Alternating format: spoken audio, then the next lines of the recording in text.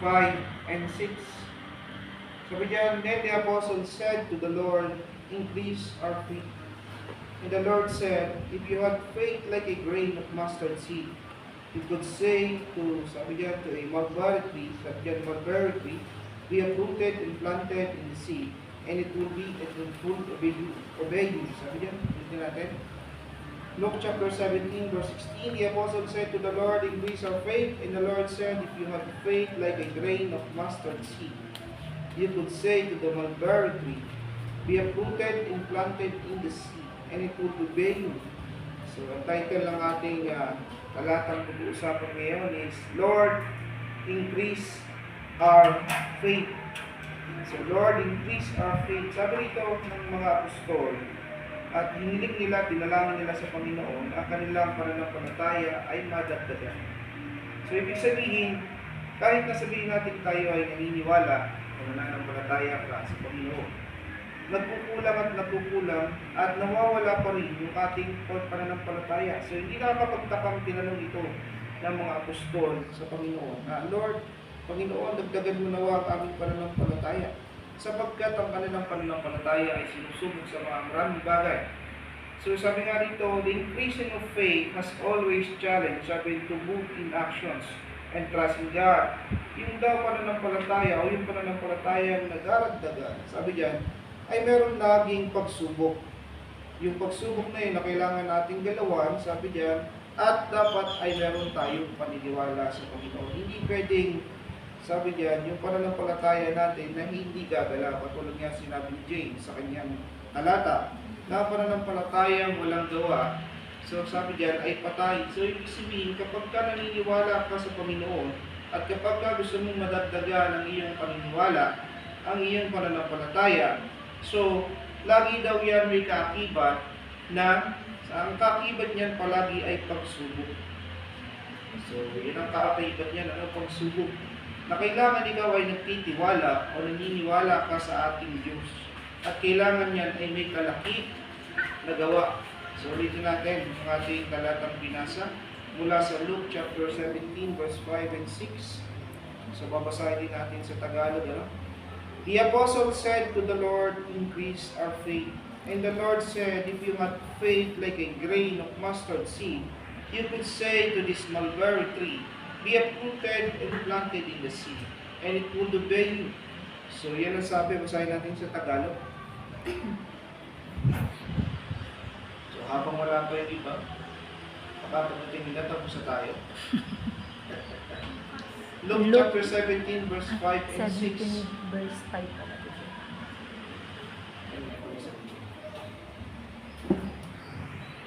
Wala tayong magandang balita, Biblia. 17 verse 5. Sinabi ng mga apostol sa Panginoon, dagdagan po ninyo ang aming pananampalataya. 5. 6 pa po. Tumugon ng Panginoon, kung ang inyong pananampalataya ay silaki ng butil ng mustasa, masasabihin ninyo sa punong ito na si Kamoro, mabunot ka at matanim sa dagat at susundin kayo nito. Amen. So, ulitin natin yung ating sinabi kanina. So, hindi nakapagtatakang hiningi ito ng mga disipulo sa ating Diyos sapagkat yung kanilang pananampalataya ay nasusubok. So, ibig sabihin pala, maliit na nga lang yung pinagkumparahan ng Panginoon doon sa ating pananampalataya na kung meron tayong sindiik, sabi diyan, ng buto. Sabi diyan ng buto ng mustasa. So, maaari natin, sabi diyan, maaari natin sabihin doon sa mulberry tree, o sa sycamore, sige, umalis ka dyan at matanim ka sa dagat at susundin ka nito.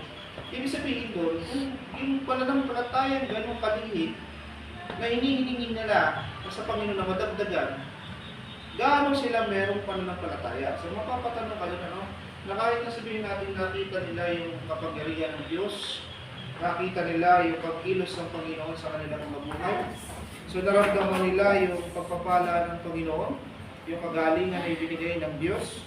Pero, bakit natanong pa rin nila at nahingi pa rin nila na madagdagan ang kanilang pananampalataya? So, sa palagay mo bakit? Because meron nga kasi mga challenges doon sa ating faith. Merong mga circumstances na dapat harapin kapag tayo ay dudulog at lalapit doon sa ganung klase ng sitwasyon. So, okay? Kasabi dito, the increasing of faith has always challenged to move in actions and trust in God. Ang pananampalataya daw, sabi diyan, na siyang lumalago o sabi diyan nadaragdagan, ay lagi yang mayroong pagsubok na kailangan harapin. Sabi yan, at kailangan niya ng pagtitiwala sa Diyos. Amen. So, ibig sabihin, kahit na sabihin natin, naniniwala ka, nananampalataya ka, pero yung sukatan na ibinigay ng Panginoon sa atin, kasi laki lamang ng buto ng mustasa. Tama? Yung sukatan, kasi laki lamang ng buto ng mustasa, na sabi ng Panginoon, kung meron kayong ganito, klase ng pananampalataya, ay pwede mong sabihin yung sa puno ng sikamora na siya ay maalis at matanim sa dagat. So, ibig sabihin mga kapatid dito, gaano kalaki yung pananampalataya ng mga apostol during those times. At gaano rin gumagampan yung mga apostol doon sa kanilang pananampalataya. Sabi dito,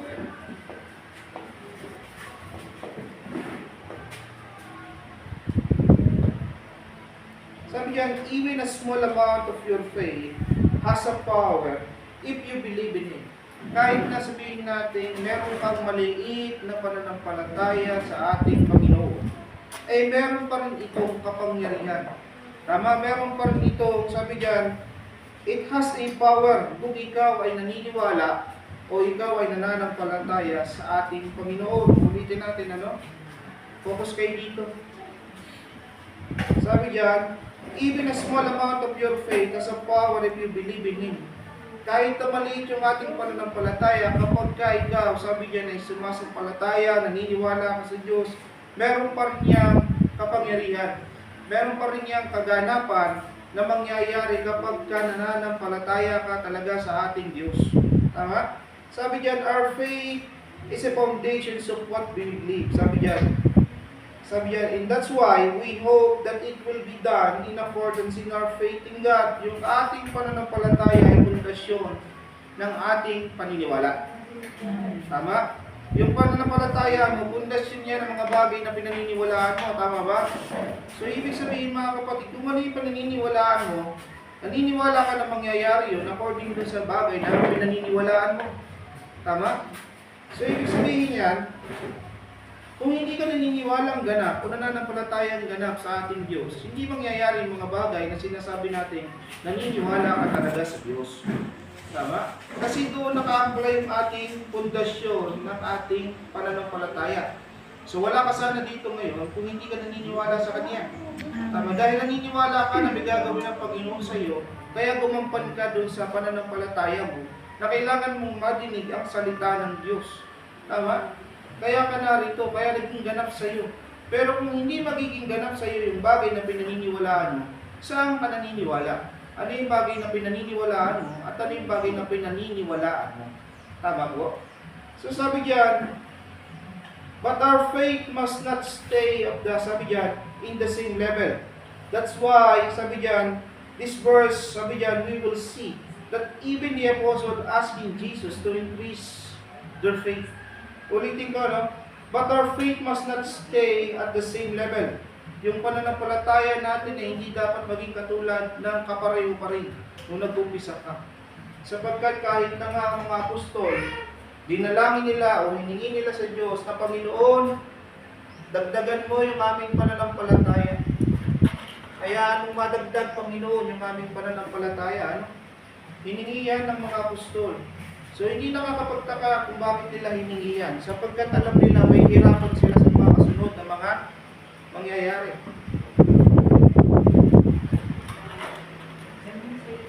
Dito na kasi kayo lahat. Iwalay pa kayo. Parang nandun lang yung isang lipat dito.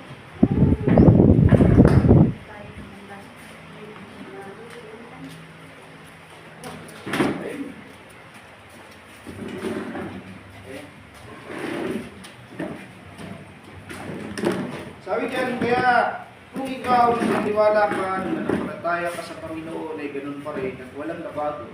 Ito lang naman yung tinuturo sa atin ng Panginoon. Anong level na ng faith natin meron tayo sa ngayon? Tama? Anong level ng faith o anong klase ng pananampalataya yung meron na tayo ngayon? Biro mo, ang liit ng pinagkumparahan ng Panginoon. Even the small, sabi niya, small mustard seed.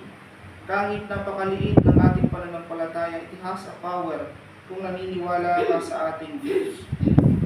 Mamaya pag-usapan natin kung bakit niya pahiningin ng mga apostol na madagdagan ang kanilang pananampalataya. No?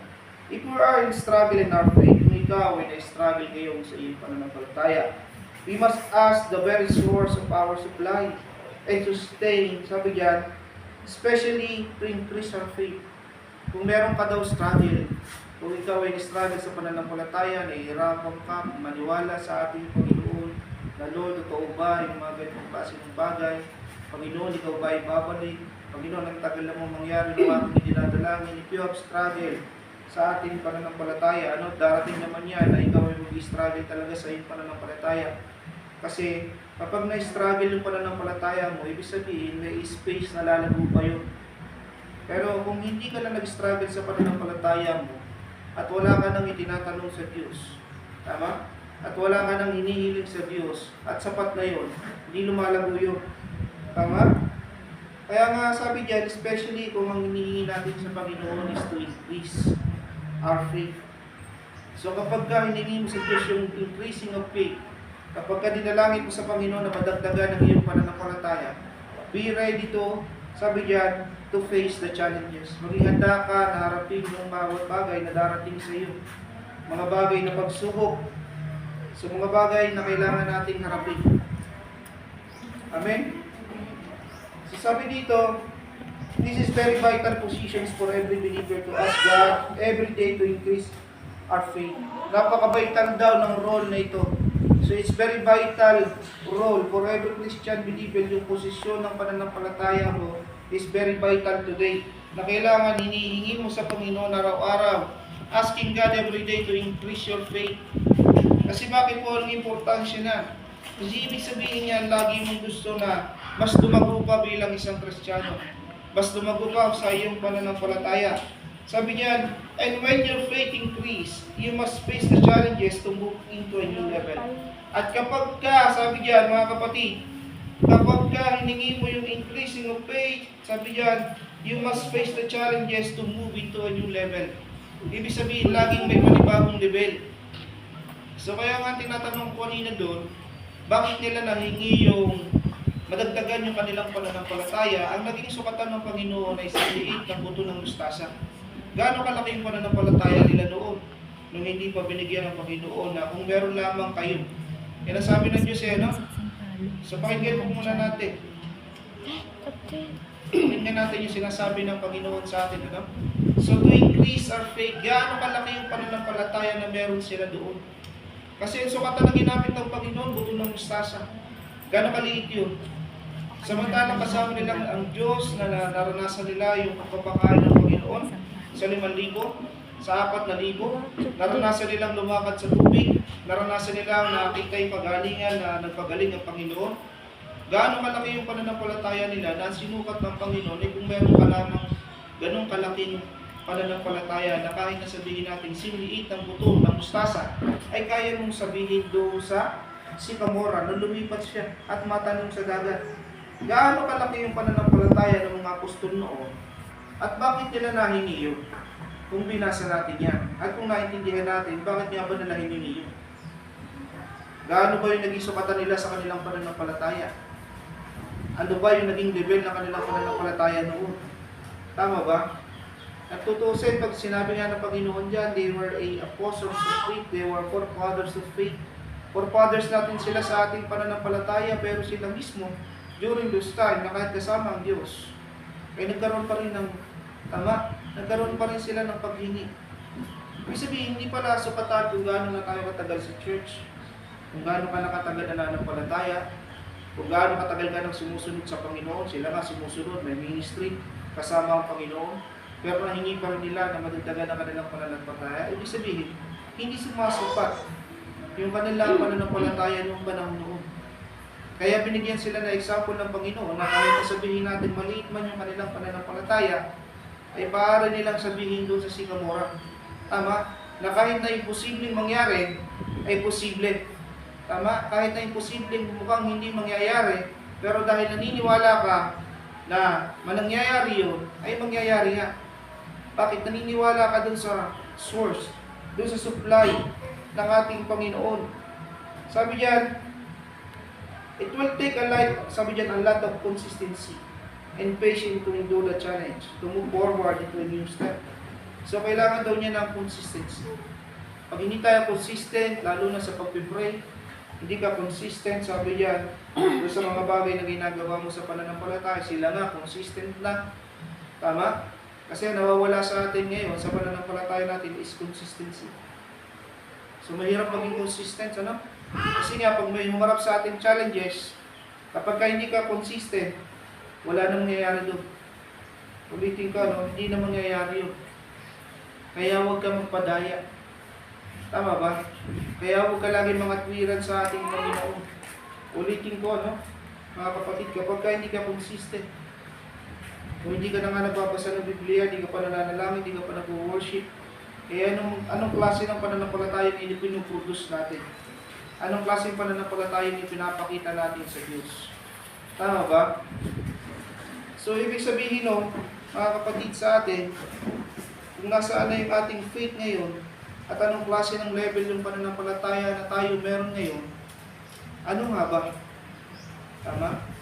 Kung susukatin natin, at kung masusukat natin, sabi nga, kahit nga ganun kaliit na grain of mustard seed na lamang, yung sukatan ng Diyos, yun nga nakakatawa. No?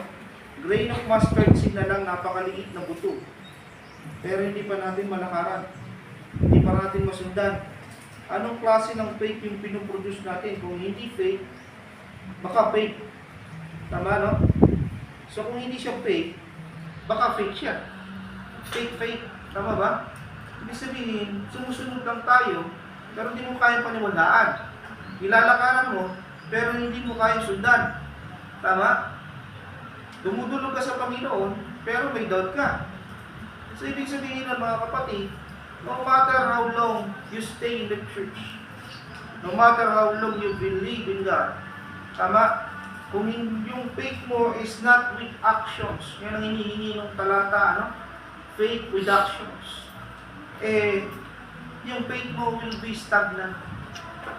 Hanggang doon na lamang yun. Kaya walang nangyayari.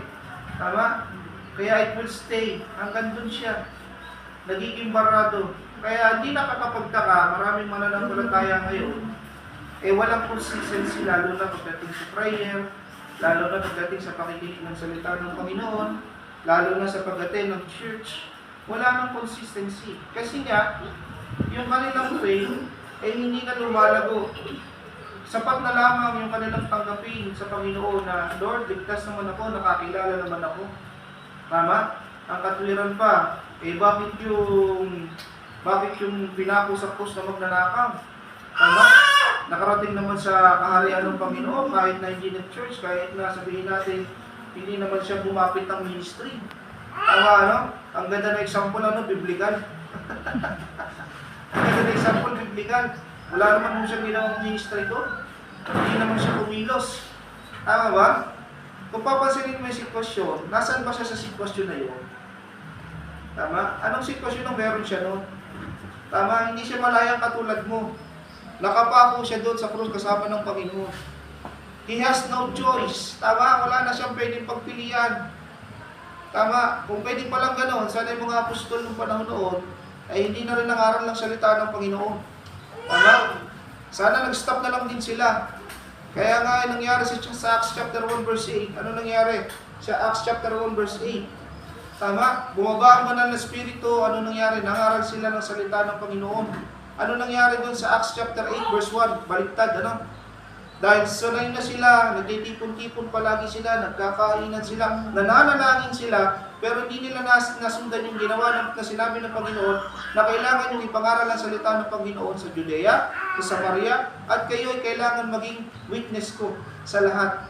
Ano nangyari sa Acts chapter 8 verse 1? Tama? Anong nangyari po sa chapter 8 verse 1?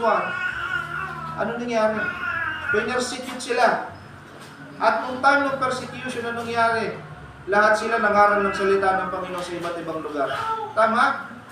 So, ibig sabihin mga kapatid, kung hindi natin lalakaran yung sinasabi ng Panginoon, kasi yan ang angkla ng iyong pananampalataya, yan ang katibayan at ebidensya na ikaw ay naniniwala sa Panginoon, na hanggang ngayon hindi pa rin natin masundan, saan tayo sumusunod?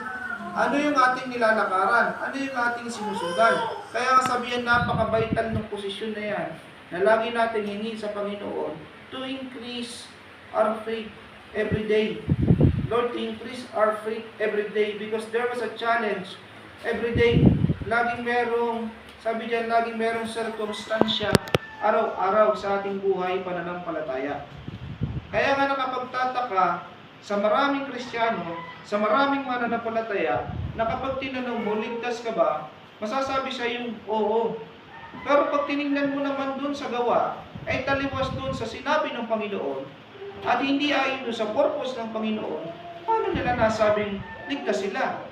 Base dun sa sinabi ng Diyos na ang sino mang maniwala, manampalataya ay maliligtas, which is true, tama? Hindi na mapaparusahan. Pero that is the very beginning ng iyong faith. First stage yun. Tama? Kaya nga napiliin ng Panginoon yung mga disipulo, yung mga apostol, bago naging apostol, dumaan sa disipulo.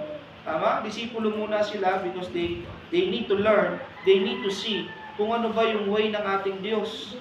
Tama? At nung sila apostol na, during those time, ang tawag na sa kanila dito, Luke 17, chapter 5, verse 6, was apostle. Ibig sabihin, may faith na, ando na, tama? Ang kulang na lang, madagdagan. Tama? Kaya nga nung nagpapalaya sila ng, sabi nga doon sa may sakit na pinapagaling ng isang tao, sabi nila, dinala ko po yan doon sa mga inyong mga disipulo. Tama? Dinala ko po yan doon sa inyong mga disipulo. Pero hindi po nila mapagaling. Anong sinabi ng Panginoon? You unbelieving generation. Sino ang tinuruan ng Panginoon? Yung henerasyon natin ngayon na walang pananampalataya. Sapagkat yung mga apostol, yung mga disipulo meron. Kaya humihingi sila ng dagdag. Tama? Kaya they want to learn more. They want to challenge more their faith. At kapag ikaw na isang mananampalataya ay hindi mo kayang hilingin o hingin sa ating Diyos yung klase ng stage ng faith na klase ng ganon, nasa ng faith mo? Tama? Nasa ng faith mo? Kaya nga sabi ko, kung hindi tayo consistent, wala tayong prayer life, hindi ka na nga sumasamba sa Diyos. Tama? Hindi ka na nga nag-church. Hindi ka na nga nagba-Bible reading eh. Hindi mo na kailangan kaya mag-share sa ibang tao ng faith mo. Paano ba yan? Saan tayo kumikilos? Tapos naniniwala tayo na tayo ay maliligtas. Naniniwala ka na kasama ka sa kaharian. Tama? Kaya nga sabi nung isang pare, kapag ka pa church lang, pa-attend lang, eh baka pupunta ka nga rin pala sa langit-langitan. Tama? Tama po ba? Bakit po itinuturo sa atin ngayon to increase our faith? Sa palagay mo, bakit pa sinabi ng Diyos na the love of many will grow cold? At bakit din sinabi ng Panginoon sa huling panahon, makakakita kaya siya sa kanyang pagbabalik ng mga tao na nananampalataya? Kasi nga, mawawala. Kasi nga, lahat ng pananampalataya na dapat naandun pa na sa stage na panibago, kung kinakain pa rin tayo ng sistema ng mundo, mawawala yung pananampalataya. Tama? Kapag ka ang faith mo ay na-challenge, mawawala ka dun sa lugar na nung una niwala ka, ang sarap magpuri sa Panginoon, ang sarap manalangin sa Panginoon, ang sarap dumulog sa paanan ng Diyos na iiyak ka pa. Tama? Kapag ka nagpe-pray ka, namimiss mo yung presensya at pag-akap ng Panginoon, ngayon ba nagagawa mo pa yun? Namimiss mo magpapresensya ng Panginoon? Hinahanap ko ba siya? Nasaan ka ba sa stage na yun? Tama ba?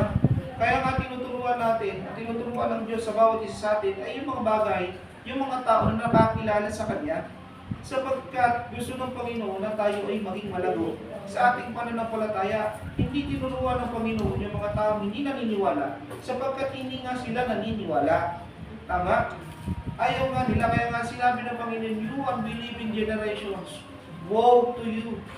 Tama? Anong sabi ng Panginoon doon sa kanyang lugar? Walang propetang ino-honor sa kanyang sariling bayan. Sapagkat ang nasa isip nila, kilala ka namin, ganito ka dati. Tama? Dati nga yun eh. Ano ka na ngayon? Ako, dati nga yun. Pero palagay natin kung bakit hindi tayo kaya paniwalaan ng karamihan. Kasi nga, bakit ganun pa rin yung ginagawa natin nung makilala tayo sa atin? Ano ba sabi dito? Sabi yan, have you ever wondered why the apostle asked the Lord to increase their faith? Natanong mo ba sa iyong sarili? O naisip mo ba yung katanungan? Bakit nga ba hiningi ng mga apostol sa Panginoon na madagdagan ang kanilang pananampalataya? Kasi dapat kung mabasa mo yan, meron kang instant tuwan. Bakit nga ba hiningi nila yun? Bakit nga ba hiniling nila sa Diyos na madagdagan yung kanilang pananampalataya? Kasi makikita mo, nandun yung makasama naman nila ang Diyos. Tama? Nakita naman nila yung kapangyarihan ng Panginoon. Tama? Naranasan nila ng bagyo na patigilin ng Panginoon sa kanilang buhay. Tama? Naranasan nila lahat yun. Nakita nila kung paano pinagaling ng Panginoon yung lupo. Yung may keto. Tama? Yung bulag ng mata, nakita nilang lahat yan. Pero palagay mo bakit nila hiningi sa Panginoon? Panginoon, hayaan mo madagdagan ang aming pananampalataya. Dagdagan mo, O Panginoon, yung pananampalataya namin. Sapagkat meron silang struggle. Ano yung struggle na yan? Ito, sabi diyan, because the struggle, sabi diyan, enormity of tasks of forgiving others. Particularly when sabi diyan, when they had wrong, sabi diyan, repeatedly. May struggle sila, number one, sa pagpapatawad. So yun yung unang struggle nila. May struggle sila sa pagpapatawad. Tama? Kaya anong matanong yung kasunod na verse niya? Panginoon, gaano? Ilang ulit ko pong patatawarin ang aking kapatid na nagkasala sa akin. Anong sinabi ng Panginoon? 70 times 7. Tama? Mong patatawarin ang kapatid mo dahil yun ang ginawa ng Panginoon. 70 times 7.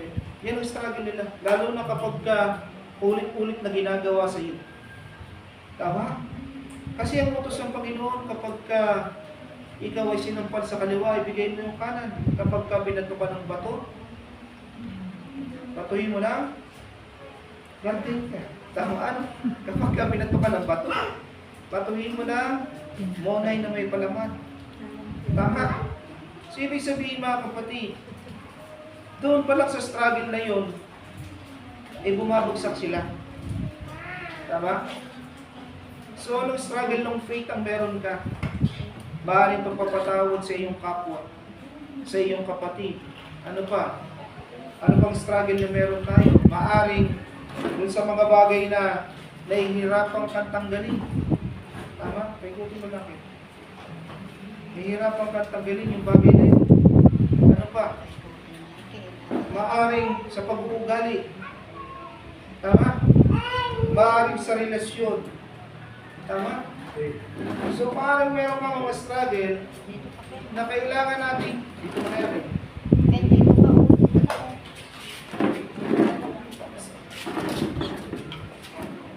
Yeah. So, yeah. Isa pa yung isa.